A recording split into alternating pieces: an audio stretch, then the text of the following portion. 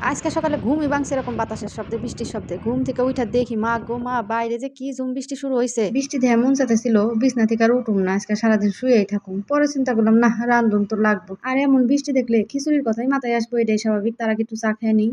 এরপরে চাল ডালটা ধুয়ে ভিজাই রাখছি, তারপরে একটা চুলায় কড়াই বসাইছি, কড়াই তেল দিয়ে তারপরে ওখানে জিরা ফোড়ন দিছি, তেজপাতা ফোড়ন দিছি, এরপরে রসুন ফোড়ন দিছি, এরপরে পেঁয়াজও ফোড়ন দিছি। এগুলো সব পুরা পুরা হয়েছে। তারপরে হচ্ছে চাল ডাল ধুয়ে রাখছিলাম, পানি ধরে রাখছিলাম, ওইটাও দিয়ে দিছি। অনেকে দেখি মন চাইলে জরা রান্ধে, মন চাইলে লেটকা। আমার আবার তা হয় না। আমি জানি কেমনি জল দেই, খিচুড়ি রান্দার পরে কইতে পারি আমার খিচুড়ি লেটকা হইলো না জরা হইলো। জায়গা চালটারে সুন্দর করে ভাইজাই এরপরে হলুদ আর লবণ দিছি। আজকে কোনো মশলা টসলা এমনি দিমু না, খালি হলুদের গুঁড়া আর লবণই দিমু। চালটা সুন্দর করে ভাজা ভাজা কইরা তারপরে জল দিয়ে দিছি, আর সাথে দিছি 4-5টা কাঁচামরিচ।